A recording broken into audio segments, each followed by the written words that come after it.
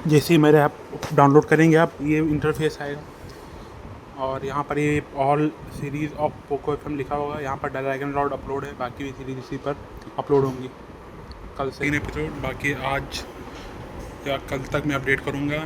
जो आज वाले एपिसोड हैं ड्रैगन, मिस्टीरियस एंड बाकी सब, वहाँ पर इसी ग्रुप में आएंगे pocket FM all in one करके सागा सीरीज़ में आगे के एपिसोड। बाकी इस पर भी हम कंटिन्यू रखेंगे और नई सीरीज़ भी इस पर डालेंगे, मैरिड टू ड्रैगन प्रिंसेस वाली, उसके भी एपिसोड यहाँ पर डालूँगा मैं और प्रॉपरली अपलोडिंग होगी सारी सीरीज़ की। और एप्लीकेशन का नाम है सागा सीरीज़। लोगो आप लोगों ने देख ही लिया है, प्ले स्टोर से डाउनलोड कर लेना। Thank you. हरी ने भौं उठाई और गहरी आवाज में कहा, गंगा, क्या तुम ये कह रहे हो कि हमारे उपकारकर्ता को मारने वाला वही उमेश है जो थोड़े समय के लिए लोटस में दिखाई दिया था? वाकई वही उमेश है। गंगा ने सिर हिलाया। हरी की आंखें गहरी हो गईं। उसने सिर हिलाते हुए कहा, नामुमकिन। हालांकि मैंने कभी उमेश से लड़ाई नहीं की, लेकिन मैंने उसे हजारों साल पहले देखा था। उस समय वो अनडाइंग रेल्म में होना चाहिए था, और वह निश्चित रूप से मास्टर केके का मुकाबला नहीं कर सकता था। वासु शांत रही और पूछा, गंगा, आखिर ये सब क्या चल रहा है? गंगा ने कहा, अगर सीधा मुकाबला होता तो उमेश स्वाभाविक रूप से मास्टर का मुकाबला नहीं कर सकता था, लेकिन वह मास्टर का शिष्य है, और जब मास्टर की साधना में गड़बड़ी हो गई थी और वे अपने मन को स्थिर करने की कोशिश कर रहे थे, तभी उसने छुपकर हमला किया और मास्टर को घायल कर दिया। क्या उमेश उपकारकर्ता का शिष्य है? हरी ने हैरानी से कहा। गंगा ने सिर हिलाया। हाँ, हरी गुस्से में बोला। वो एहसान फरामोश उमेश अपने ही गुरु को नुकसान पहुंचा गया। अगर मुझे पता चल गया कि वह कहाँ है, तो मैं उसे जरूर मार डालूंगा। वासु ने सोचते हुए कहा, गंगा, ऐसा लगता है तुम्हें पता है कि उमेश कहाँ है? गंगा ने पूछा, क्या आप हेवनली सेंट एम्पायर के बारे में जानते हैं? वासु ने कहा, नाम सुना है, लेकिन ये कहाँ है, यह नहीं जानती। गंगा ने समझाया, असल में ब्लैक स्टार पर सिर्फ 1000 स्टार आइलैंड ही नहीं है, बल्कि कई महाद्वीप भी हैं जो डिवाइन एम्पायर के कंट्रोल में हैं। डिवाइन एम्पायर का संस्थापक उमेश ही है। हेवनली सेंट एम्पायर कहाँ है? हरी ने तुरंत पूछा। वह पहले से ही उमेश को ढूंढकर बदला लेने के लिए बेचैन था। गंगा ने कहा, टॉर्टस आइलैंड के पास एक सुनसान द्वीप पर एक टेलीपोर्टेशन अरे है जो सीधे डिवाइन एम्पायर के क्षेत्र में पहुंचा सकता है। चलो, अभी चलते हैं, उमेश को तुरंत ढूंढते हैं। हरी खड़ा होकर बोला। वासु शांत रहीं। उन्हें लगा कि बात इतनी सरल नहीं है। उन्होंने हरी को रोका और कहा, जल्दी मत करो, गंगा को पूरी बात कहने दो। गंगा ने गंभीरता से कहा, हेवनली सेंट एम्पायर बहुत शक्तिशाली है। वहाँ अनडाइंग रेल्म और वॉइड रेल्म के कई कल्टिवेटर्स हैं, और निम्न स्तर की सेना तो अनगिनत है, 1 अरब से भी ज्यादा सामान्य सैनिक। लेकिन सबसे डरावना है उमेश, जिसकी प्रेजेंट शक्ति 3 फेजेस रेल्म तक पहुंच चुकी है। 3 फेजेस रेल्म। हरी और वासु दोनों के चेहरे बदल गए। उनकी आंखों में गहरी चिंता झलकने लगी। एक शीर्ष स्तर के कल्टिवेटर होने के नाते वे दोनों हजारों साल से इसी स्तर पर अटके हुए थे और जानते थे कि 3 फेजेस रेल्म कितना भयानक होता है। यह एक पूरी तरह नया स्तर है। अगर उमेश उस स्तर पर है, तो वह पलक झपकते ही उन्हें मार सकता है। हरी ने सोचते हुए कहा, जब मास्टर केके ने उसे अपना शिष्य बनाया था, तभी स्पष्ट था कि उमेश में असाधारण प्रतिभा है। मास्टर की विरासत के साथ उसका 3 फेजेस रेल्म तक पहुंचना स्वाभाविक है। वासु ने भौहें सिकोड़ते हुए कहा, इसका मतलब है कि मास्टर केके का बदला लेना बेहद कठिन होगा, जब तक हम खुद 3 फेजेस रेल्म तक न पहुंच जाएं। हरी ने गंभीर होकर सिर हिलाया। हम दोनों जानते हैं कि हम पिछले 1-2 हजार सालों से आगे नहीं बढ़ पाए हैं। इस जीवन में आगे बढ़ना लगभग असंभव है, और अगर हम 3 फेजेस रेल्म तक पहुंच भी जाएं, तब भी उमेश को हराना मुश्किल होगा, क्योंकि वह इस स्तर पर काफी समय से है। तो क्या हम अपने उपकारकर्ता का बदला नहीं ले पाएंगे? वासु ने निराश होकर कहा। गंगा बोला, सीनियर्स, मैं अपने मास्टर का बदला जरूर लूंगा, लेकिन मुझे 3 फेजेस रेल्म तक पहुंचने में थोड़ा समय लगेगा। हरी कड़वी मुस्कान के साथ बोला, गंगा, ये सिर्फ समय की बात नहीं है, बहुत लंबे समय की बात है। हो सकता है तुम 1, 2 या 3 हजार साल बाद भी उस स्तर तक न पहुंच सको। वासु ने भी कहा, थ्री फेजेस रेल्म एक बिल्कुल नया स्तर है और वहां पहुंचना बेहद कठिन है। गंगा मुस्कुराया और बोला, यह मत भूलिए कि मैं मास्टर के का शिष्य हूँ। मुझे विश्वास है कि मैं जरूर थ्री फेजेस रेल्म तक पहुंचूंगा। गंगा के आत्मविश्वास से हरि प्रभावित हुआ। उसकी आंखों में चमक आई और उसने गंभीरता से कहा, गंगा, जब तुम थ्री फेजेस रेल्म तक पहुंच जाओ और उमेश को ढूंढने जाओ तो मुझे जरूर बताना। भले ही मैं उसे हरा न सकूं, लेकिन हेवनली सेंट एम्पायर के बाकी लोगों से निपटने में मुझे कोई दिक्कत नहीं होगी। वासु ने सिर हिलाया, उस समय हम और लोगों को भी तुम्हारी मदद के लिए इकट्ठा करेंगे। दोनों के इस वादे से गंगा बेहद खुश हो गया। इससे दो शीर्ष अनडाइंग रेल्म विशेषज्ञ उसके साथ हो गए थे, जो भविष्य में हेवनली सेंट एम्पायर के साथ युद्ध में बहुत मददगार साबित होंगे।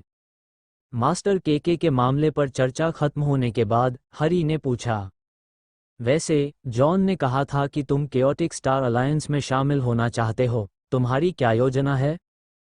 गंगा ने कहा, मैं थाउजेंड स्टार आइलैंड इसलिए आया था कि मुझे कुछ अवसर मिले और मुझे काफी कुछ मिल भी गया है। अब मैं मुख्य भूमि पर लौटने की योजना बना रहा हूँ। जहाँ तक केओटिक स्टार अलायंस का सवाल है, उसमें शामिल होने का ज्यादा मतलब नहीं है। मैं यहाँ ज्यादातर इसके बारे में जानने और आप दोनों सीनियर से मिलने आया था। वासु ने कहा, chaotic star alliance 9 star envoys द्वारा संचालित होता है और बड़े फैसले आपसी चर्चा से लिए जाते हैं, लेकिन हरी और मैं सबसे अधिक शक्तिशाली हैं और 2 स्टार एनवॉयज हमारे शिष्य हैं, इसलिए हमारी बात सबसे ज्यादा मानी जाती है। गंगा हंसते हुए बोला, ये तो बहुत अच्छा है। जब हम हेवनली सेंट एम्पायर से निपटेंगे तो केओटिक स्टार अलायंस को भी अपने साथ शामिल कर सकते हैं। मैं भी यही सोच रही हूँ, वासु ने सिर हिलाया। तीनों कुछ देर और बातें करते रहे। तभी गंगा को अचानक विनीता द्वारा दिया गया नक्शा याद आया, जिसमें ड्रैगन टेल रूट का स्थान दिखाया गया था, लेकिन उसे यह नहीं पता था कि वह जगह कहाँ है। उसने सोचा कि वासु और हरी से पूछे कि क्या ये थाउजेंड स्टार आइलैंड का हिस्सा है। उसने नक्शा निकाला और कहा, सीनियर्स, क्या आप इस नक्शे को देख सकते हैं? क्या ये थाउजेंड स्टार आइलैंड के किसी द्वीप का है? वासु और हरी ने नक्शा देखा और सिर हिलाया। हमने इस जगह को पहले कभी नहीं देखा। ये सुनकर गंगा को निराशा हुई। हरी ने कहा, ऐसा करो, यह नक्शा जयकांत के पास ले जाओ। वह कई सालों से बाहर घूमता रहा है और कई छुपी जगहों के बारे में जानता है। शायद वह इस जगह को पहचान ले। क्या आप जयकांत सीनियर की बात कर रहे हैं? गंगा ने पूछा। हाँ, हरी ने सिर हिलाया। उसे भी मास्टर के से उपकार मिला था। अगर तुम उससे कुछ पूछोगे तो वह मना नहीं करेगा। तीनों तुरंत जयकांत को ढूंढने निकल पड़े। जयकांत एक इमॉर्टल रेल्म का कल्टिवेटर था। हालांकि वह पहले एक समुद्री डाकू था और कई बुरे काम कर चुका था, लेकिन पकड़े जाने के बाद उसे कैद नहीं किया गया। इसके बजाय उसे एक अलग आंगन दिया गया और केओटिक स्टार अलायंस के मुख्यालय में रहने की इजाज़त दी गई। जल्द ही वे जयकांत के निवास स्थान पर पहुंच गए। जैसे ही हरी ने दरवाजा खोला, अंदर से एक व्यंग्य भरी आवाज आई, ओहो हरी, तुम्हें अब मुझसे मिलने का समय मिल गया। गंगा ने आंगन की ओर देखा और पाया कि एक गंजा बूढ़ा आदमी बांस की कुर्सी पर लेटा हुआ था, हाथ में ताड़ के पत्ते का पंखा लेकर खुद को हवा कर रहा था और धूप सेक रहा था। वह देखने में आरामदायक लग रहा था, लेकिन उसके शरीर से एक भयानक आभा निकल रही थी, जो लोगों को खतरे का एहसास कराती थी। ये गंजा आदमी और कोई नहीं, बल्कि जयकांत था। हालांकि जयकांत बोल रहा था, उसकी आंखें बंद थीं और उसने अंदर आए गंगा और बाकी दो लोगों की ओर देखा भी नहीं। जयकांत, मुझे तुमसे कुछ कहना है। हरी आंगन में आया, दरवाजा बंद किया और जयकांत से कहा।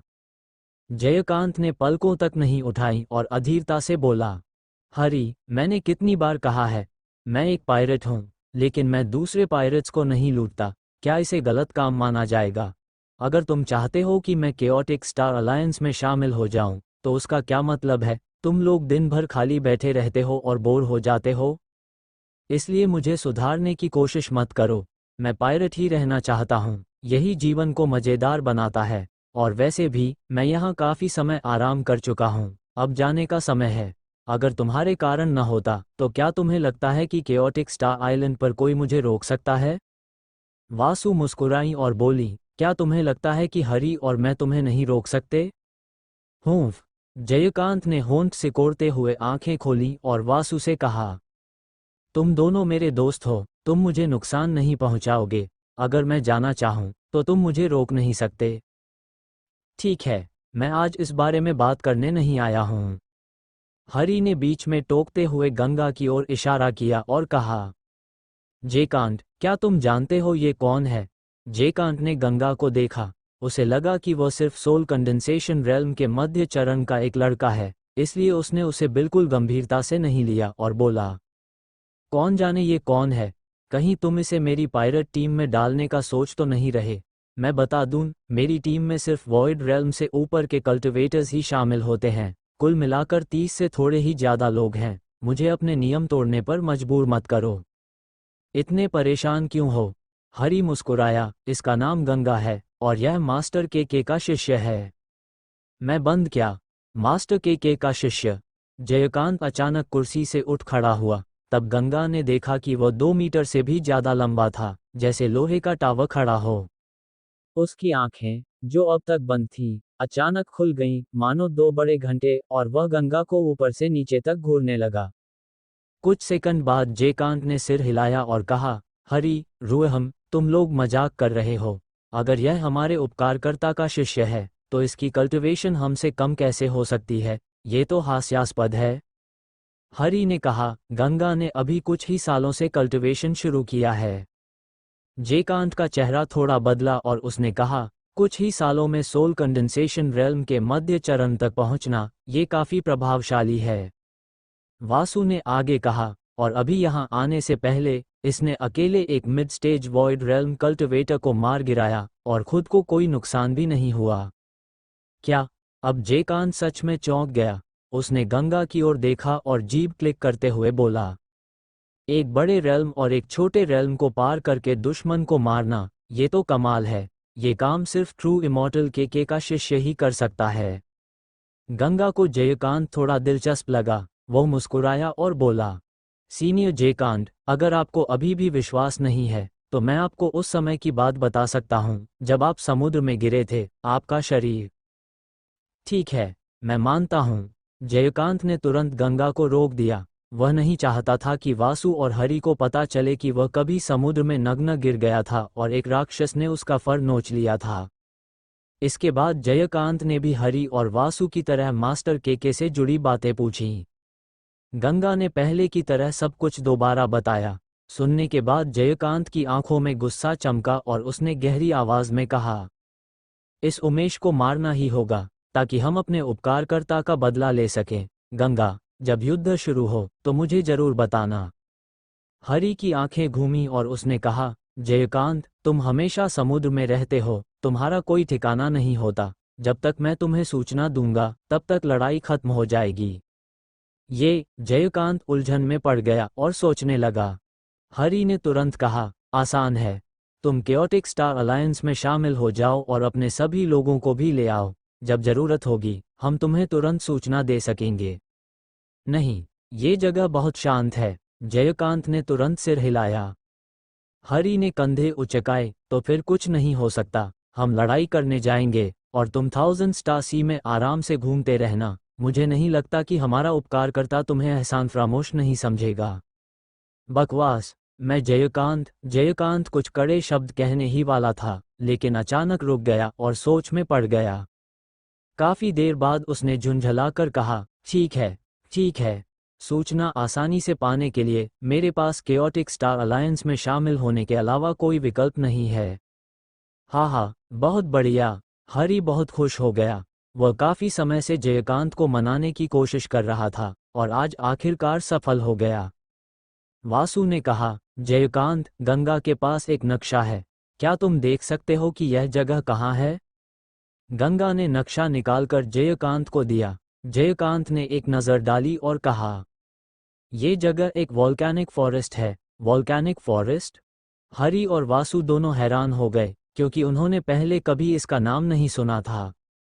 जयकांत ने कहा, इस जगह का नाम मैंने खुद रखा है। ये समुद्र के नीचे है और यहाँ बहुत सारे ज्वालामुखी हैं, इसलिए मैंने इसे वॉल्केनिक फॉरेस्ट कहा। यहाँ का भूगोल बहुत अजीब है। लावा लगातार फूटता रहता है, जुड़ता है और ठंडा होकर एक त्रिआयामी भूल भुलैया बना देता है। और यह भूल भुलैया लगातार बदलती रहती है। अगर मैं भी वहां जाऊं तो अंदर खो जाऊंगा और ज्यादा गहराई तक जाने की हिम्मत नहीं करूंगा।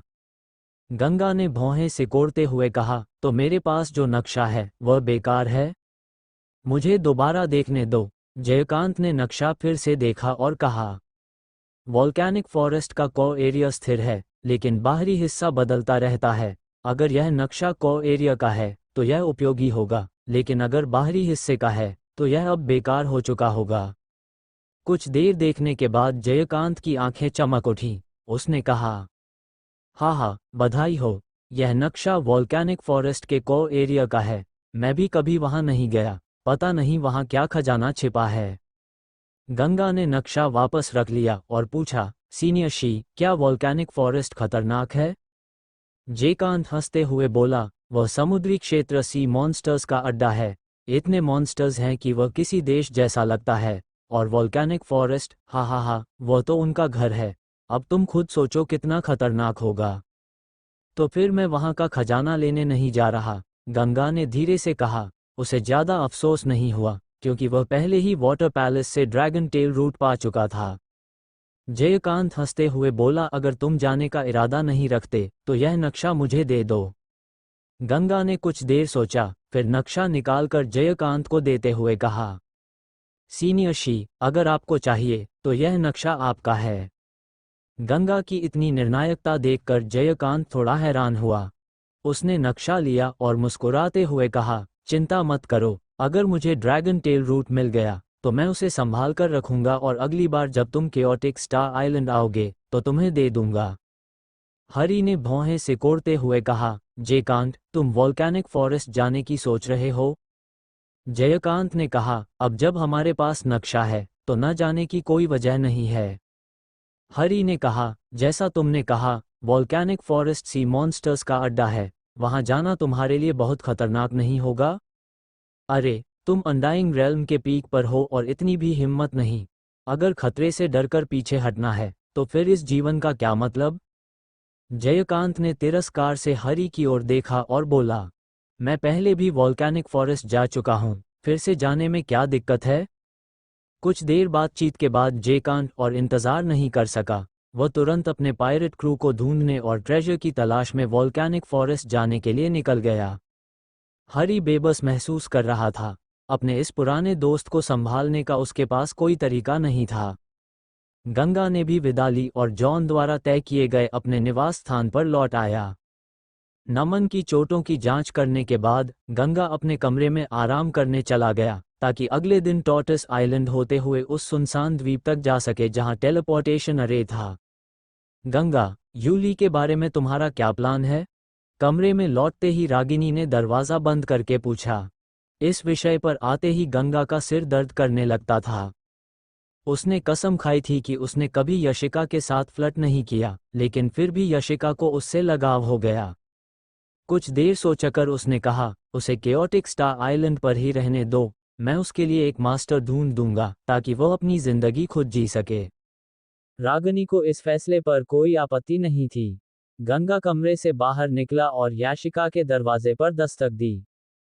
दरवाजा खुलते ही उसके बोलने से पहले ही यशिका ने कहा, यंग मास्टर, मैंने सोच लिया है। मुझे आपको परेशान नहीं करना चाहिए। चिंता मत कीजिए। टॉर्टस आइलैंड लौटने के बाद मैं अपनी जिंदगी खुद जीऊंगी और आपसे कोई संबंध नहीं रखूंगी। ये सुनकर गंगा चौंक गया। उसे समझ नहीं आया कि अचानक यशिका इतना समझदार कैसे बन गई। उसने जवाब देने के बजाय कहा, मैं तुम्हारे लिए एक मास्टर ढूंढने की सोच रहा हूं। क्या तुम तैयार हो? मास्टर?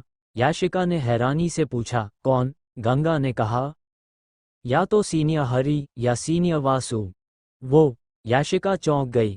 पहले उसे उनकी पहचान नहीं पता थी, लेकिन अब उसे मालूम था कि वे अनडाइंग रेल्म के शीर्ष विशेषज्ञ हैं। उनका शिष्य बनना अनगिनत लोगों का सपना होता है। अब जब मौका सामने था, उसने बिना ज्यादा सोचे कहा, यंग मास्टर, मैं तैयार हूं। गंगा ने कहा, ठीक है, मैं कल उनसे बात करूंगा, लेकिन सफलता की ज्यादा उम्मीद मत रखना।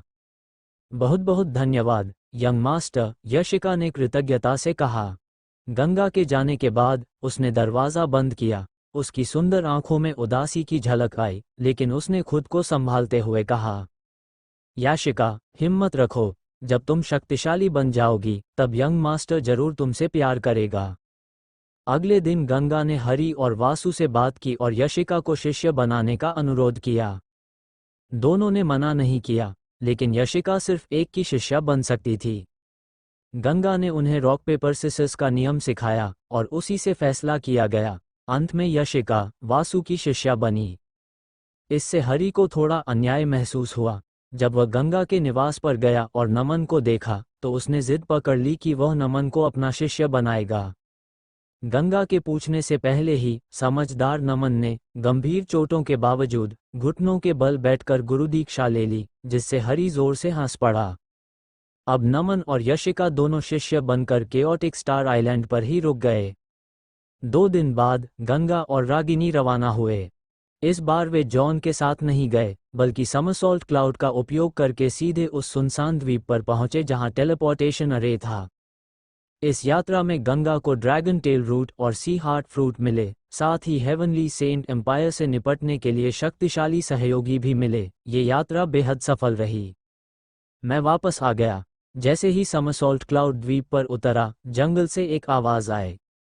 तुरंत ही अमर उड़ते हुए सामने आए। वे मुस्कुराते हुए गंगा और रागिनी को देख रहे थे, जैसे लंबे समय से उनका इंतजार कर रहे हों। मास्टर, रागिनी खुशी से बोली और झुककर प्रणाम किया। गंगा ने भी कहा, सीनियर अमर। अमर मुस्कुराए और बिना कुछ पूछे सीधे टेलीपोर्टेशन अरे की ओर उड़ गए। चलो, अब वापस जाने का समय है। तीनों टेलीपोर्टेशन अरे के जरिए सेंट्रल कॉन्टिनेंट लौट आए। गंगा की योजना थी कि वह पहले ड्रैगन अकेडमी लौटे, फिर एवरेस्ट सेक्रेड माउंटेन जाकर अपनी जूनियर सिस्टर से मिले। उसने रागिनी को ये योजना बताई। थोड़ी सोचने के बाद रागिनी ने उसके साथ न जाने का फैसला किया। वो अपनी कल्टीवेशन जारी रखना चाहती थी। रागिनी और अमर को विदा करने के बाद गंगा समरसॉल्ट क्लाउड पर सवार होकर ड्रैगन मार्शल अकेडमी लौट आया। जैसे ही वो अकेडमी पहुंचा, उसकी मुलाकात रविंद्र से हो गई। सीनियर ब्रदर, आप आखिरकार वापस आ गए। गंगा को देखते ही रविंद्र खुशी से भर गया और तुरंत आगे बढ़कर मिला।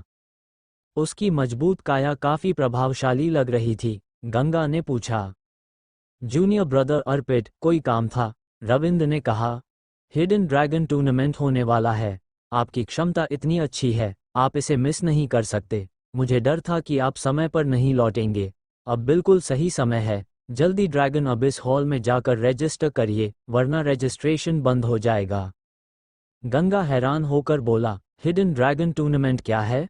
रविंद्र ने ज़्यादा नहीं बताया, बस कहा, अभी तो बस रजिस्ट्रेशन कर लेते हैं, फिर मैं आपको सब विस्तार से समझाऊंगा। गंगा ने सोचा कि यह ड्रैगन मार्शल अकेडमी की कोई प्रतियोगिता होगी। एक शिष्य होने के नाते उसका भाग लेना स्वाभाविक था। साथ ही वह अकेडमी के उच्च अधिकारियों का ध्यान भी आकर्षित करना चाहता था, ताकि भविष्य में हेवनली सेंट एम्पायर के खिलाफ युद्ध में मदद मिल सके। ये सोचकर वह रविंद्र के साथ ड्रैगन अबिस हॉल पहुंचा, लेकिन वहां रजिस्ट्रेशन एरिया बिल्कुल खाली था। सिर्फ एक डीकन एल्डर, जो सोल कंडेंसेशन रेल्म के अंतिम चरण में था, पीछे बैठा आंखें बंद करके साधना कर रहा था। रविंद्र आगे बढ़ा, हाथ जोड़कर बोला, एल्डर, क्षमा कीजिए, हम हिडन ड्रैगन टूर्नामेंट के लिए रजिस्ट्रेशन कराने आए हैं। एल्डर ने आंखें खोली, गंगा और रविंद्र को देखा और हाथ हिलाते हुए झुंझलाकर बोला, जाओ यहाँ से। तुम लोग अभी सोल कंडेंसेशन रेल्म के शुरुआती और मध्य चरण में हो। हिडन ड्रैगन टूर्नामेंट में भाग लेकर क्या करोगे? बेवजह परेशानी मत खड़ी करो।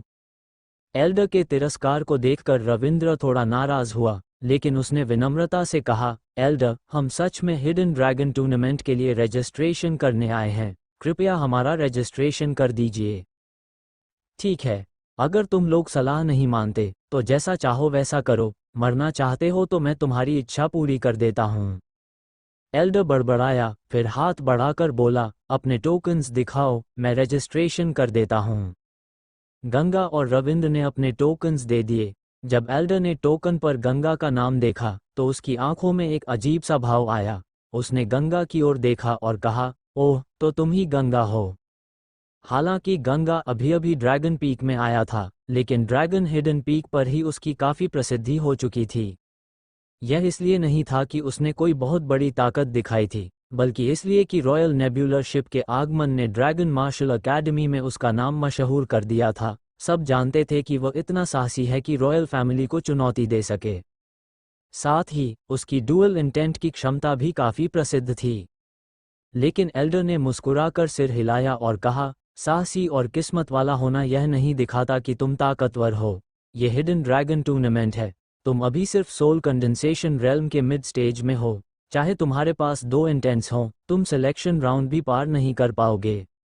गंगा हंसते हुए बोला, आप बस रजिस्ट्रेशन कर दीजिए, नतीजे की चिंता आपको करने की जरूरत नहीं है। एल्डर नाराज हो गया और तिरस्कार से बोला, ऊफ, अगर तुम कष्ट झेलना चाहते हो तो मैं तुम्हारी इच्छा पूरी कर देता हूँ। उसने दोनों का रजिस्ट्रेशन किया और टोकन्स वापस कर दिए। गंगा और रविंद्र के जाने के बाद एल्डर ने ठंडे स्वर में कहा, बस सोल कंडेंसेशन रेल्म में पहुंच गए तो खुद को जीनियस समझने लगे। हिडन ड्रैगन टूर्नामेंट में हिस्सा लेना चाहते हैं, सच में एहसान फरामोश हैं। उसी समय एक प्रभावशाली व्यक्ति ड्रैगन अबिस हॉल में अंदर आया।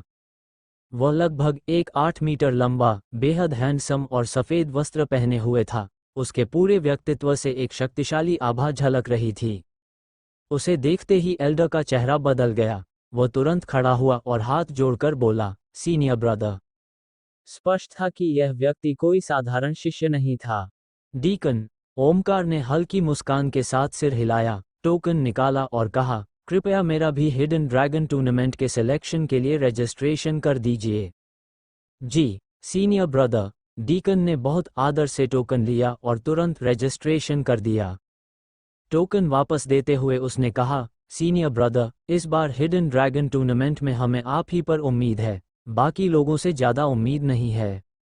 ओमकार हल्का मुस्कुराया, उसकी आंखों में घमंड की झलक आई, लेकिन उसने विनम्रता से कहा, ऐसा मत कहिए। ड्रैगन मार्शल अकेडमी में छुपे हुए प्रतिभाशाली लोग भी हो सकते हैं जो मुझसे भी ताकतवर हों। यह नामुमकिन है। डीकन ने सिर हिलाया और कहा, इस बार तो हर तरह के छोटे मोटे लोग भी भाग लेने आ रहे हैं, यहाँ तक कि सोल कंडेंसेशन रेल्म के शुरुआती और मध्य चरण के शिष्य भी हिस्सा ले रहे हैं। वे आपसे मुकाबला करना चाहते हैं, सच में खुद को बहुत बड़ा समझ रहे हैं। सोल कंडेंसेशन रेल्म के शुरुआती या मध्य चरण?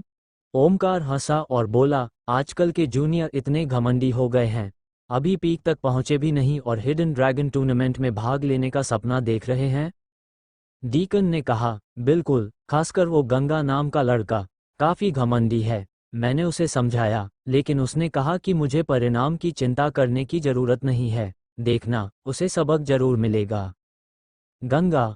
ओमकार की आंखों में एक अलग चमक आई। फिर वह बोला, क्या तुम उसी गंगा की बात कर रहे हो जिसने एली का फ्लाइंग क्लाउड चैरियट छीन लिया था और डुअल इंटेंट समझा है? हाँ, वही। डीकन ने सिर हिलाया।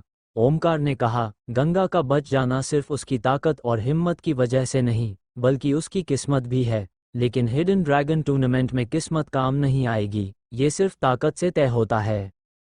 बिल्कुल सही। डीकन बोला, वह तो सिलेक्शन राउंड भी पार नहीं कर पाएगा। उसे लगता है कि 2 इंटेंस समझ लेने से वह अनबीटेबल हो गया है। उसे पता ही नहीं कि ड्रैगन पीक के जीनियसेस के पास उससे कहीं ज़्यादा ताकतवर तरीके हैं। ओमकार शांत स्वर में बोला, इन जूनियर डिसाइपल्स को सबक सिखाना जरूरी है, वरना ये समझने लगते हैं कि वर्ल्ड बहुत आसान है। उसकी आवाज़ में साफ तिरस्कार था, वह गंगा को बिल्कुल भी गंभीरता से नहीं ले रहा था। डीकन हंसते हुए बोला, बस यही उम्मीद है कि अकेडमी के सिलेक्शन में गंगा को शर्मनाक हार मिले, तभी मज़ा आएगा। हाँ, ओमकार हल्का हंसा और बिना ज़्यादा ध्यान दिए वहाँ से चला गया। गंगा अपने निवास पर लौट आया। उसने रविंद्र से पूछा, जूनियर ब्रदर अर्पित, ये हिडन ड्रैगन टूर्नामेंट आखिर है क्या? तुमने अभी तक ठीक से बताया नहीं। रविंद्र ने समझाया, सेंट्रल कॉन्टिनेंट में कुल 36 प्रीफेक्चर्स हैं, जिन्हें 4 हिस्सों में बांटा गया है, ईस्ट 9, साउथ 9, वेस्ट 9 और नॉर्थ 9, जो कैपिटल के चारों ओर स्थित हैं। हर 10 साल में हर क्षेत्र में एक मार्शल आर्ट्स टूर्नामेंट होता है, जिसमें सिर्फ 40 साल से कम उम्र के कल्टिवेटर्स हिस्सा ले सकते हैं। ड्रैगन मार्शल अकेडमी साउथ 9 प्रीफेक्चर्स में है, इसलिए यहाँ का टूर्नामेंट हिडन ड्रैगन टूर्नामेंट कहलाता है। बाकी 3 क्षेत्रों में भी टूर्नामेंट्स होते हैं, young phoenix tournament, tiger leap tournament और मिस्टीरियस ट्रांसफॉर्मेशन टूर्नामेंट। ये सुनकर गंगा ने भौहें सिकोड़ लीं, काफी कॉम्प्लेक्स है। रविंद्र हंसते हुए बोला, बाकी छोड़ो, अभी हिडन ड्रैगन टूर्नामेंट समझ लो। ये ड्रैगन मार्शल अकेडमी के नाम पर लगता है, लेकिन असल में इसे हेवनली सेंट एम्पायर आयोजित करता है। उस समय उनके अनडाइंग रेल्म के एक्सपर्ट्स भी आते हैं। साउथ 9 प्रीफेक्चर्स के सभी बड़े शक्तिशाली संगठन अपने अपने प्रतिभाशाली कल्टिवेटर्स भेजते हैं। ये बहुत बड़ा और भव्य आयोजन होता है। 10 साल पहले एक पीक सोल कंडेंसेशन कल्टिवेटर ने ऐसा प्रदर्शन किया कि उसकी ताकत वॉइड रेल्म के शुरुआती स्तर के बराबर थी। वह पहले स्थान पर आया और बाद में इंपीरियल फैमिली में शामिल कर लिया गया। हर बार इस टूर्नामेंट में ऐसे जीनियसेस निकलते हैं जो हायर रेल्म के खिलाफ भी लड़ सकते हैं। ये कहकर रविंद्र मुस्कुराया और बोला, लेकिन सीनियर ब्रदर, आपके पास तो 2 डेमोनिक कैट्स हैं जिनकी ताकत वॉइड रेल्म के लेट स्टेज के बराबर है। आपके लिए तो ये टूर्नामेंट बहुत आसान है। मुझे लगता है कि आपने पहले ही फर्स्ट प्लेस पक्का कर लिया है। गंगा ने उलझन में पूछा, अगर हर कोई जीनियस है तो फिर हर कोई इसमें रजिस्ट्रेशन क्यों कर सकता है? इससे तो पूरा टूर्नामेंट बहुत लंबा नहीं हो जाएगा? रविंद्र ने समझाया, अभी जो रजिस्ट्रेशन हो रहा है वह सिर्फ अकेडमी के सिलेक्शन प्रोसेस के लिए है। केवल जो टॉप 10 में आएंगे वही हिडन ड्रैगन टूर्नामेंट में भाग लेने के योग्य होंगे। फिर वह हल्का हंसा और बोला, मैंने तो बस ट्राई करने के लिए रजिस्ट्रेशन किया है। अकेडमी में मुझसे कहीं ज़्यादा ताकतवर सीनियर ब्रदर्स और सिस्टर्स हैं, मैं उन्हें हराने का तो सोच भी नहीं सकता। गंगा ने कहा, तुम्हारी सबसे बड़ी सीमा तुम्हारा कल्टिवेशन लेवल है। अगर तुम सोल कंडेंसेशन रेल्म के पीक तक पहुंच जाओ तो शायद तुम उनका मुकाबला कर सको। रविंद्र ने सिर हिलाया, मेरी एप्टीट्यूड के साथ मैं 40 साल की उम्र से पहले पीक तक नहीं पहुंच पाऊंगा, लेकिन मैं हार नहीं मानूंगा, पूरी कोशिश करूंगा। गंगा ने कुछ सोचकर पूछा, वैसे हिडन ड्रैगन टूर्नामेंट में भाग लेने के फायदे क्या हैं? रविंद्र ने कहा, फायदे बहुत हैं, पिल्स, स्पिरिट स्टोन्स, मटीरियल्स वगैरह तो मिलते ही हैं, लेकिन सबसे खास बात यह है कि जो फर्स्ट प्लेस जीतता है उसे रॉयल फैमिली की एक प्रिंसेस से शादी करने का मौका मिलता है। हालांकि वह डायरेक्ट डिसेंडेंट नहीं होती, लेकिन रॉयल फैमिली की मेंबर होती है। उससे शादी करने पर भविष्य में तुम्हें रॉयल फैमिली से बहुत मदद मिलेगी, और हर प्रिंसेस बहुत ही खूबसूरत होती है, जैसे कोई परी।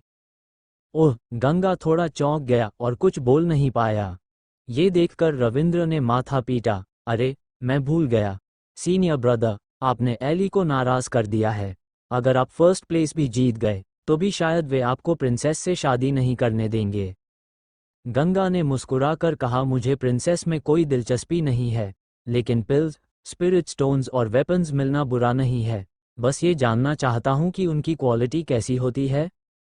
रविंद्र ने कहा, पिछली बार फर्स्ट प्लेस को 50 million first grade spirit stones, एक 6 पैटेंट शैन वेपन स्वॉर्ड, 105 पैटेंट शैन पिल्स, 10 6 पैटेंट शैन पिल्स और एक दुर्लभ पौधा स्टार इटर्निटी फ्लावर मिला था। स्पिरिट स्टोन्स, वेपन्स और पिल्स में गंगा को ज़्यादा दिलचस्पी नहीं थी। उसके पास पहले से ही 1 अरब से ज़्यादा स्पिरिट स्टोन्स थे और बाकी चीज़ें वो खरीद सकता था। लेकिन स्टार इटर्निटी फ्लावर ने उसका ध्यान खींच लिया। उसे पता था कि वो इस फ्लावर की मदद से स्टार एनर्जी को स्थिर और दोगुना कर सकता है, जो कि 9 रेवोल्यूशन स्टार टेक्निक के लिए बेहद कीमती है।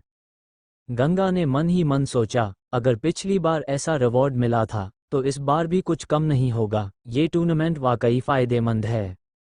इसके बाद रविंद्र चला गया और गंगा सोचने लगा कि अब उसे क्या करना चाहिए। ड्रैगन टेल रूट अभी इस्तेमाल नहीं किया जा सकता था, लेकिन सी हार्ट फ्रूट इस्तेमाल किया जा सकता था। हालांकि विंड राइडिंग पर्ल और सी हार्ट फ्रूट को समझने या अब्जॉर्ब करने में 1015 दिन लगते, जबकि सिलेक्शन सिर्फ 2 दिन बाद था।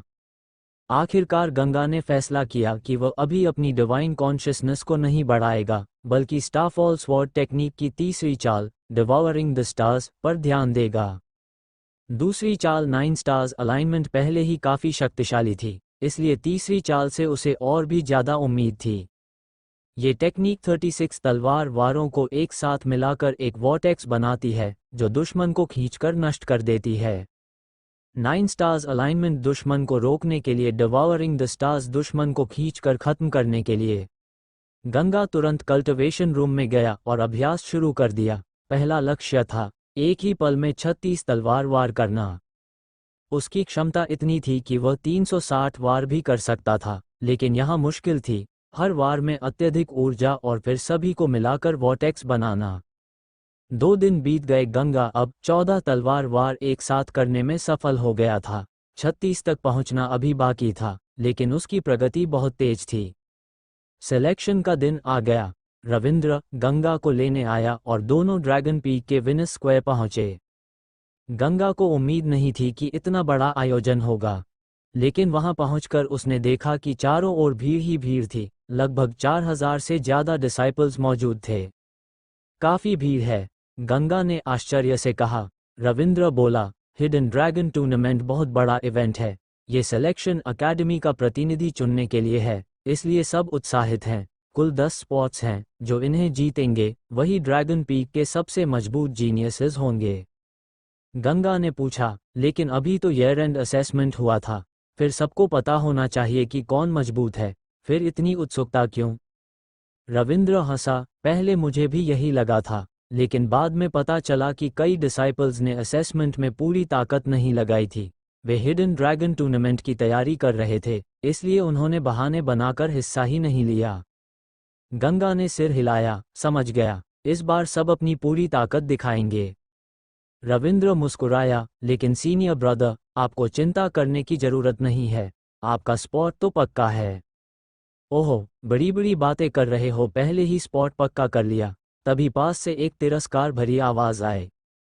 गंगा ने मुड़कर देखा, कुछ असाधारण आभा वाले युवक युवतियां स्टैंड के बीच से गुजरते हुए उसकी तरफ आ रहे थे। 3 आदमी और 2 महिलाएं सभी सोल कंडेंसेशन रेल्म के पीक पर थे।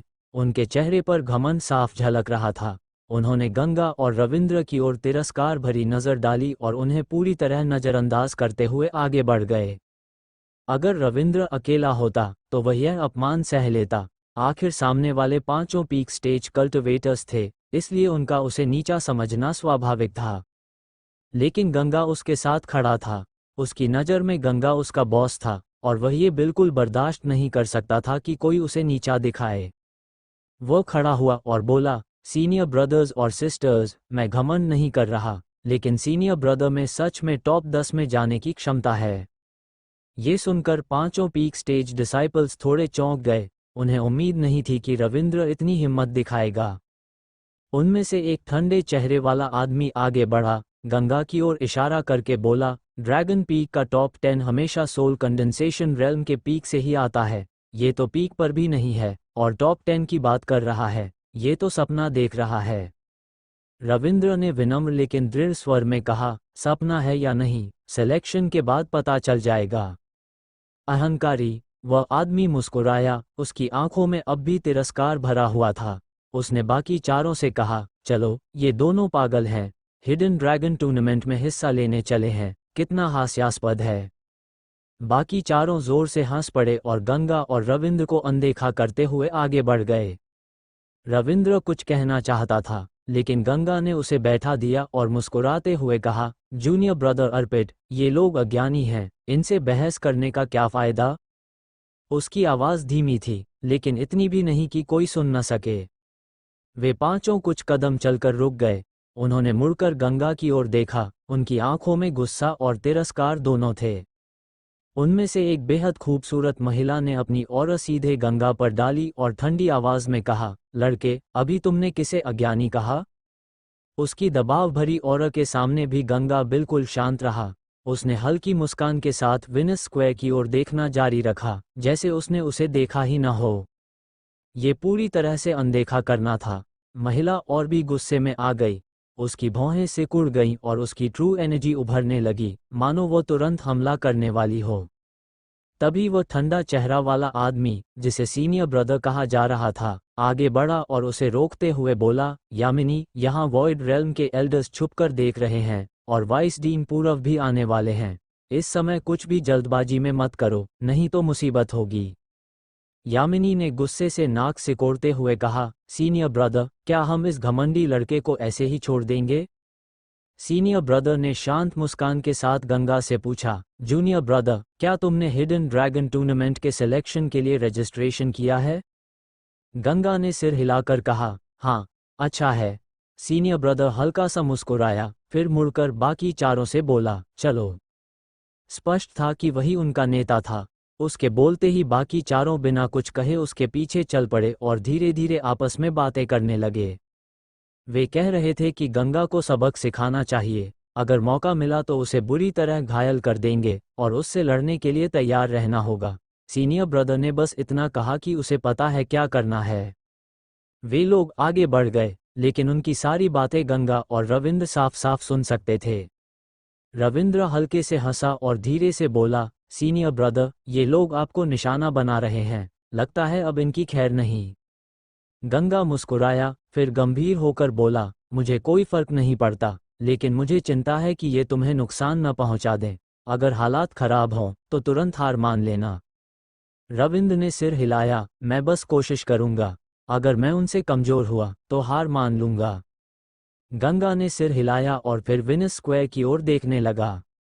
पास बैठे बाकी डिसाइपल्स अब इस घटना पर आपस में फुसफुसाने लगे। वे कह रहे थे कि गंगा और रविंद्र शायद नए डिसाइपल्स हैं, और यह भी कि गंगा वही है जिसने डुअल इंटेंट समझा है। कुछ लोग उसकी तारीफ कर रहे थे तो कुछ उसे घमंडी बता रहे थे। कई लोग ये भी कह रहे थे कि भले ही गंगा रॉयल फैमिली से बच गया हो, लेकिन इस सिलेक्शन में उसकी किस्मत काम नहीं आएगी। सीनियर ब्रदर की ताकत बहुत ज़्यादा है और वह पिछले साल तीसरे स्थान पर था, इसलिए गंगा का उससे जीतना लगभग असंभव है। रविंद्र ये सब सुनकर लगभग हंस ही पड़ा। उसने धीरे से कहा, सीनियर ब्रदर, जब आप अपनी असली ताकत दिखाओगे ये सब हैरान रह जाएंगे। गंगा ने मुस्कुराकर जवाब दिया, ड्रैगन मार्शल एकेडमी में बहुत सारे जीनियसेस हैं, हो सकता है कोई मुझसे भी ज़्यादा ताकतवर हो, इसलिए सावधानी रखना ही बेहतर है। रविंद्र मन ही मन सोच रहा था कि चाहे कोई कितना भी ताकतवर हो, क्या वह उन दो किटन्स से ज़्यादा ताकतवर हो सकता है। इसी बीच अचानक पूरे विनस स्क्वायर में हलचल मच गई।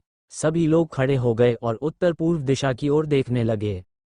लोग कहने लगे कि सीनियर ब्रदर आ गए हैं। 2 साल बाद उनका वापस आना सभी के लिए खास बात थी।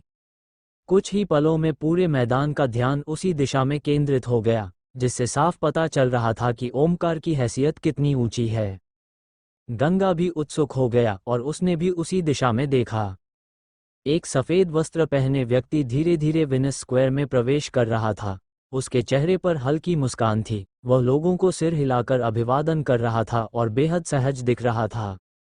लेकिन गंगा ने उसकी आंखों की गहराई में एक अलग ही भाव महसूस किया, एक गहरा अहंकार, जैसे पूरे मैदान में मौजूद कोई भी व्यक्ति उसकी नज़र में योग्य नहीं हो। गंगा ने देखा कि सीनियर ब्रदर सबका ध्यान खींच रहे हैं, तो वह उत्सुक हो गया। उसने रविंद्र की ओर मुड़कर पूछा, जूनियर ब्रदर अर्पित, इस सीनियर ब्रदर के बारे में कुछ जानते हो? रविंद्र की आंखों में सम्मान झलक उठा। उसने कहा, इनका पूरा नाम ओमकार है। इनकी उम्र इस साल 38 साल है और ये सोल कंडेंसेशन रेल्म के पीक पर पहुंच चुके हैं। इन्होंने मैड लेपर्ड इंटेंट को समझा है और उसे 8वें स्तर तक पहुंचा दिया है। वह आगे बोला, इनकी कल्टिवेशन टेक्निक भी खास है। यह अपनी ट्रू एसेंस को कंप्रेस करके एक्सप्लोसिव पावर पैदा करते हैं, जिससे उनकी डिवाइन एबिलिटीज़ की अटैक पावर दोगुनी हो जाती है। पिछले 8 सालों तक ड्रैगन पीक के ईयर एंड असेसमेंट में यही फर्स्ट आते रहे। पिछले साल इन्होंने हिस्सा नहीं लिया, तभी किसी और को मौका मिला। असल में उनकी असली ताकत कितनी है ये किसी को पता ही नहीं, क्योंकि वे हर बार बहुत आसानी से जीत जाते थे। सुना है कि इन्होंने ब्लैक वाटर पूल में एक घायल वॉइड रेल्म डेमन को भी मार दिया था, जबकि एक घायल वॉइड रेल्म डेमन भी बहुत ताकतवर होता है। इससे उनकी असली ताकत का अंदाज़ा लगाया जा सकता है। ड्रैगन पीक में कई ताकतवर डिसाइपल्स हैं, लेकिन हर किसी पर कोई न कोई सवाल उठाता है। सिर्फ सीनियर ब्रदर ऐसे हैं जिन पर सबको पूरा भरोसा है। अभी जो सीनियर ब्रदर थे, उनका पूरा नाम जैक है। वह बहुत घमंडी है, लेकिन सीनियर ब्रदर के सामने बेहद सम्मान दिखाता है। सिर्फ जैक ही नहीं, बाकी टॉप डिसाइपल्स भी उनका बहुत सम्मान करते हैं। जहां भी वह जाते हैं, वहीं सबसे ज़्यादा ध्यान उन्हीं पर जाता है। कुछ लोग तो ये भी कहते हैं कि ड्रैगन मार्शल अकेडमी में उनकी स्थिति वॉइड रेल्म एल्डर्स के बराबर है। ये सुनकर गंगा ने सिर हिलाया और कहा, अगर ऐसा है तो ये सीनियर ब्रदर सच में बहुत ताकतवर है। पूरे सदर्न 9 प्रीफेक्चर्स में भी वह 40 साल से कम उम्र वालों में टॉप में होंगे। उधर जब गंगा और रविंद्र बात कर रहे थे तब तक ओमकार स्टैंड के बीच में पहुंच चुका था। वहां बैठे सभी डिसाइपल्स ड्रैगन पीक के टॉप जीनियसेस थे और सभी सोल कंडेंसेशन रेल्म के पीक पर थे। बीच की सबसे आगे वाली सीटें सबसे शक्तिशाली प्रतिभाओं के लिए आरक्षित थीं। वे लोग जो न केवल मजबूत थे बल्कि जिनका भविष्य भी बेहद उज्ज्वल था।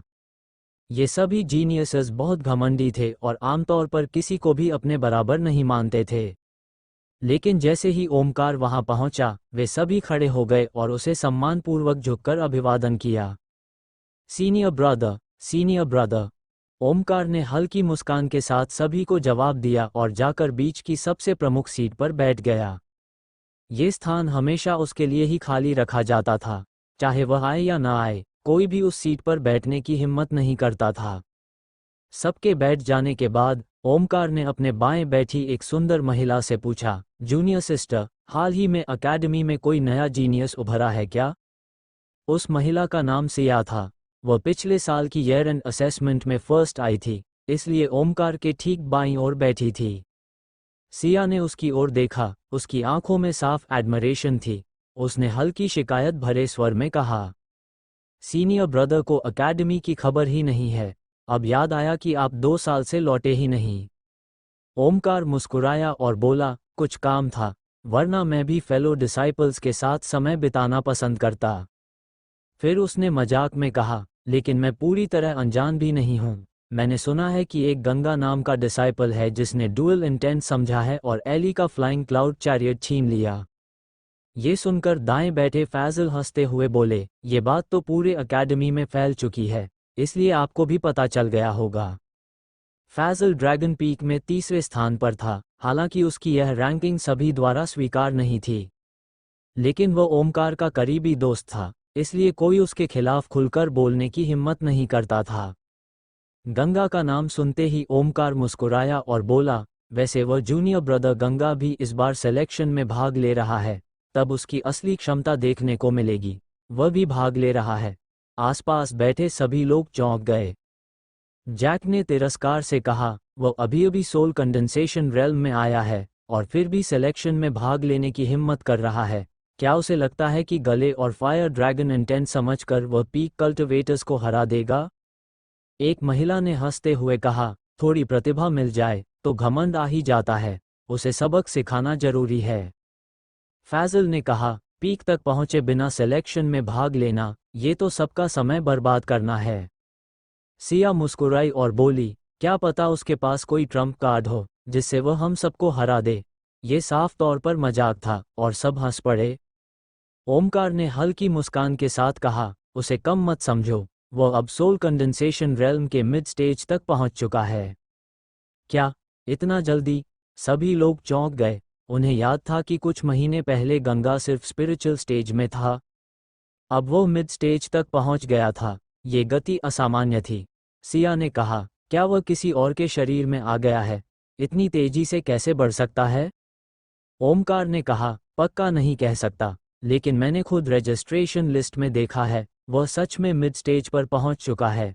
जैक ने तिरस्कार से कहा, मैंने सुना है कि उसका एल्डर साहिल से खास संबंध है, शायद उसने कोई सीक्रेट मेडिसिन दी होगी, इसलिए वह इतनी जल्दी आगे बढ़ा है, अपनी मेहनत से नहीं।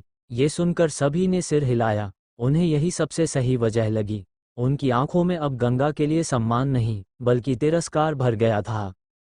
वीरू ने तिरस्कार भरे स्वर में कहा कि गंगा की प्रेजेंट ताकत उसकी अपनी क्षमता से नहीं बल्कि बाहरी सहारे की वजह से है, इसलिए उसमें गर्व करने जैसी कोई बात नहीं है। उसकी बात सुनकर आसपास बैठे बाकी लोग भी सहमति में सिर हिलाने लगे। उनके चेहरों पर साफ झलक रहा था कि वे गंगा को एक वास्तविक प्रतिभा नहीं बल्कि किस्मत और सहारे से ऊपर उठे व्यक्ति के रूप में देख रहे थे। ओमकार इस सबके बीच बिल्कुल शांत रहा, उसके चेहरे पर हल्की मुस्कान थी। उसने सबको रोकते हुए कहा कि किसी को भी गंगा को कम नहीं आंकना चाहिए, क्योंकि हर कोई डुअल इंटेंस को समझने की क्षमता नहीं रखता, लेकिन उसने ये भी जोड़ा कि अगर बाद में सिलेक्शन में किसी का सामना गंगा से हो तो उसे थोड़ा सबक जरूर सिखाया जाना चाहिए ताकि उसका घमंड टूटे और वह अपनी सीमाएं समझ सके। वीरू ने तुरंत हामी भरी। लेक्सस पीक के सभी डिसाइपल्स में वही अकेला था जो ओमकार को सीधे नाम से बुलाने की हिम्मत करता था। सिया ने भी कहा कि गंगा सच में जरूरत से ज्यादा घमंडी हो गया है और एक सीनियर होने के नाते उन्हें उसे सही रास्ता दिखाना चाहिए। पीछे तीसरी पंक्ति में बैठी यामिनी आगे झुककर हंसी और मजाकिया लहजे में बोली कि सीनियर सिस्टर ल की बातों से तो ऐसा लग रहा है कि अगर उनका सामना गंगा से हुआ तो वह उसे बिल्कुल नहीं छोड़ेंगी। सिया ने आंखें घुमाई और हाथ हिलाकर बात टाल दी, लेकिन सभी समझ रहे थे कि उसके मन में भी गंगा को सबक सिखाने की इच्छा है। इसके बाद सभी लोग हंसते हुए गंगा को लेकर मजाक करने लगे। उनके लिए वह एक घमंडी और खुद को बहुत बड़ा समझने वाला व्यक्ति था, जिसे नीचे गिराना जरूरी है। उधर गंगा स्टैंड के एक कोने में शांत बैठा था, आंखें बंद किए हुए, मानो आराम कर रहा हो। आसपास लोग उसके बारे में क्या सोचते हैं, उसे बिल्कुल परवाह नहीं थी। चाहे वह सब सुन भी रहा हो, फिर भी उसने कोई प्रतिक्रिया नहीं दी। करीब आधे घंटे बाद अचानक ड्रैगन पीक की दिशा से एक तेज गति से आती हुई आकृति दिखाई दी। वह सीधे विनस स्क्वायर के बीच में आकर उतरी। जैसे ही वह व्यक्ति प्रकट हुआ, पूरा मैदान एकदम शांत हो गया। सभी की नजरें उसी पर टिक गईं। वह व्यक्ति ड्रैगन पीक का पीक मास्टर मोबिन था। मोबिन ने चारों ओर देखा और बिना समय गंवाए सीधा घोषणा की कि आज की प्रतियोगिता हिडन ड्रैगन टूर्नामेंट के सिलेक्शन के लिए है और इसमें कुल 10 स्थान उपलब्ध हैं। जो भी टॉप 10 में आएगा वही हिडन ड्रैगन टूर्नामेंट में भाग ले सकेगा। उसने बताया कि इस बार कुल 63 डिसाइपल्स ने रजिस्ट्रेशन किया है, जिन्हें 10 समूहों में बांटा गया है। हर समूह में राउंड रोबन मुकाबले होंगे और हर समूह के टॉप 3 अगले चरण में पहुंचेंगे, जहां से अंतिम टॉप 10 तय होंगे। इसके बाद उसने हाथ हिलाया और विशाल विनस स्क्वायर पर एक साथ 10 बड़े अरेना उठ खड़े हुए। हर अरेना के पास एक नंबर लगा था और साथ ही एक बड़ी सूची तैर रही थी, जिसमें उस समूह के पार्टिसिपेंट्स और मुकाबलों का क्रम लिखा था।